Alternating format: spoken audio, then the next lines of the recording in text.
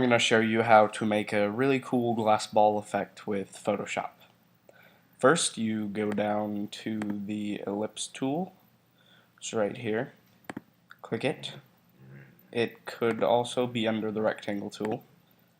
And you want to hold Shift and make an ellipse.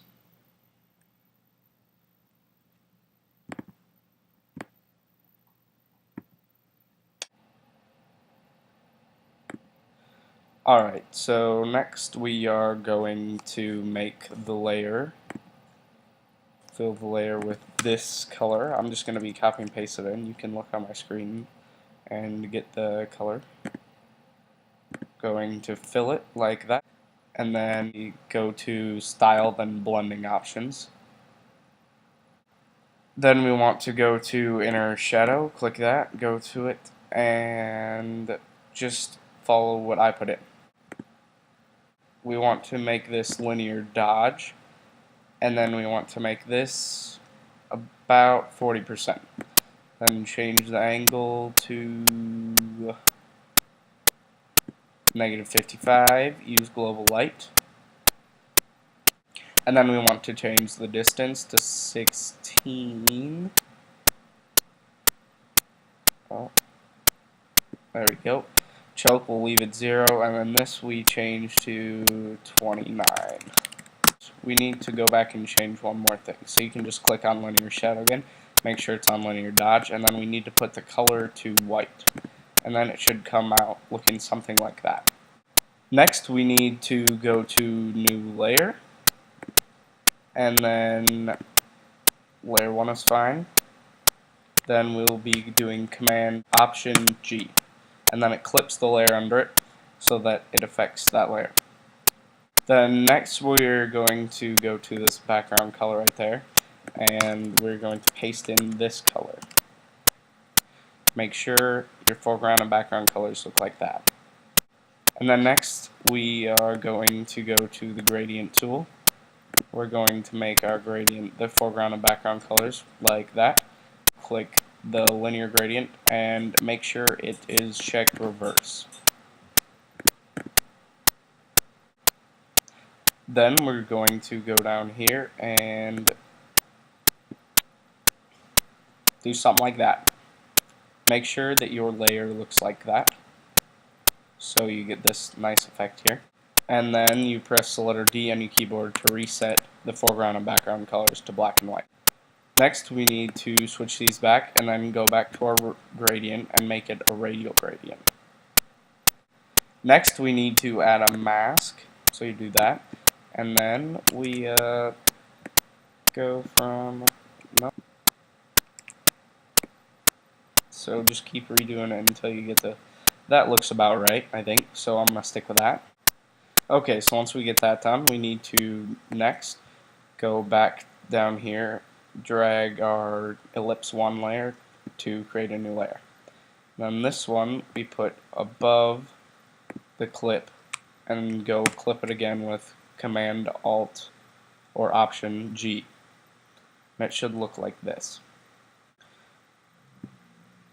Actually, we need to make the copy, the one under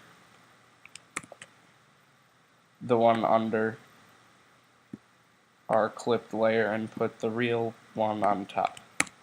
Then we need to clip that layer again, and it should look the same, but we just want to have the correct names. Then we want to go back to this layer, make its fill at 0% so that it looks back like that, and then just click the FX button.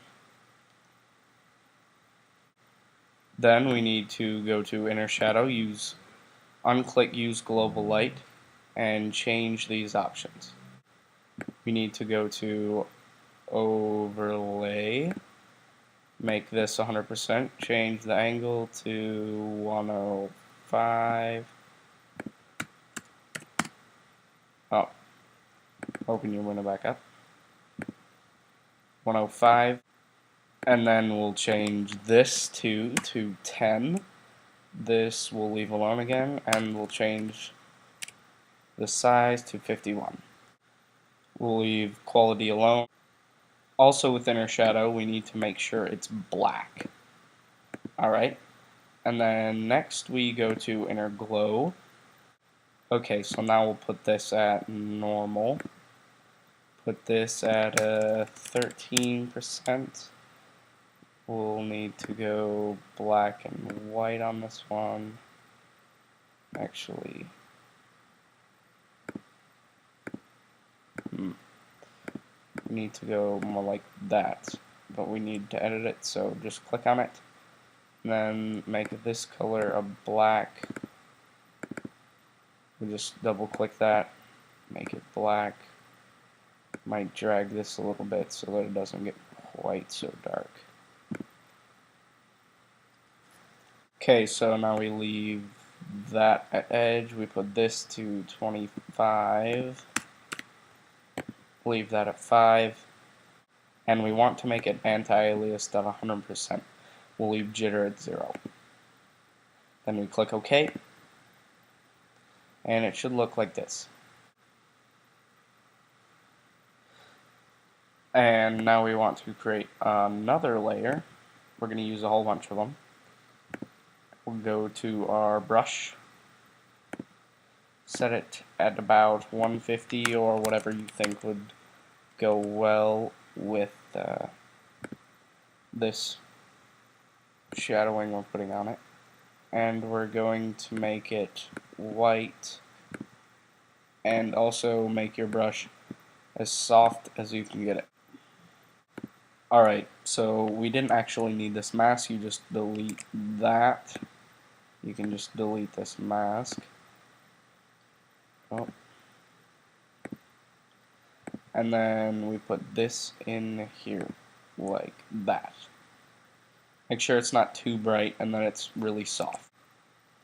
There we go. And after that we want to go to filter, then blur, then Gaussian blur, and put it at about 3 pixels. No, I think we want it a lot higher than that. Yeah, we definitely want them higher, because it doesn't want to be too noticeable. It needs to blend in pretty well. So put it at 25, and then we're going to create a mask where it only shows, it only shows this around here, because there might be some effect from the Gaussian blur going outside the circle, and we don't want that. So command click this, the ellipse 1 copy, and then create a mask for a layer. And then see, it only shows what is on the ball, and there's no white pixels or anything. We can also change the opacity of this layer so that it isn't quite so bright. 30% is perfect. There. Next, we're going to want an even new layer again. So we'll go to layer 3. This will just be for a nice effect on that ball right there. We go to brush, make it 100% hardness, put it at about 10 pixels. I think 10 will be too small. Put it at 20, and we just want to line it up so that it looks like it could have a shadow, so that it's reflecting off the ball. So how about right there? Yeah. Alright, so after that we need to do another blur, Gaussian blur this time again, except for see, with that amount of pixels it completely erases the ball. So we're going to put it about 0.5. It leaves a nice outer edge for you to see still. Then we're going to go to layer again, layer style, blending options again. And this time we want an outer glow right there. Alright, now the only thing we'll change about this is just bump that up to 9 pixels, and then that's fine. See, now you can tell it has the glow on the outside of it. After that, we're going to go down here, make this ellipse 1 copy again, put its fill to 25%. Yeah, there we go. And now it looks a little bit like a ball. You can see it's able to be seen through, but you can still see the reflection and everything. But if this part is too bright down here, then we can go back into the inner shadow and we can change its opacity to something lower. So 25, about 30. 30 looks good. Just use that now. So now we need to click the background image. We need to make a new layer again. And now command click again with this layer. Then we want to go back to our gradient tool. Go up here and we want to keep that selected. Turn reverse on. Put this back to the transparent again. Move it down. Put this in black again. Like that. We want to create the image so that it looks like this. Alright, and now we want to command T so that we can be shown the transform tools and get it down to about half size. Maybe a third. That looks about right. Press the check mark. And now command D to get rid of those lines.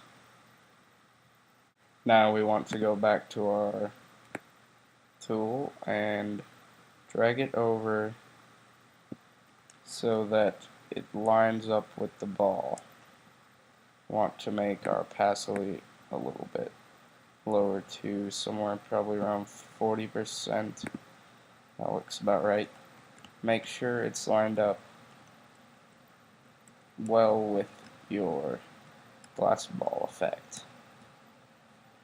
That looks about right. Okay, and then we need to go command click this again, and then go to filter, distort, and this time we want sphere eyes, and then 100% normal, and this should, yep, this distorts our shadow like we want. And then we go back to the background with this still selected like this, and we do the same thing, sphere eyes again. And then it looks like we've created a glass ball. Command D to get rid of the effect thing again, and boom, we're done.